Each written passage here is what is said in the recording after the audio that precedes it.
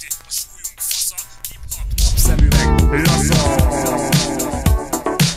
Itt a 9-es, hol vagytok? Jó dolog egyenesen menni belátom, de én azt imádom, mikor keresztbe vágom a kanyarban, forog a hátsó kerék, hangosítsd fel a zenét.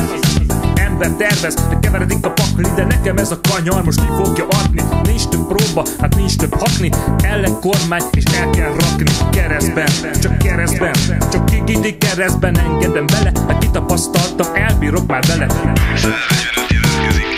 Hátul hajt a kerék, ez a fasza. Hátul hajt a kerék, a kezem laza. Hátul hajt a kerék, nyomom a gáz. Hátul hajt a kerék, szúrom a gáz. Hátul hajt a kerék, indul a segge. Hátul hajt a kerék, vágj a keresztbe. Hátul hajt a kerék, teked a kormány. Hátul hajt a kerék, forog a kardán. Hátul hajt a kerék, így a jó.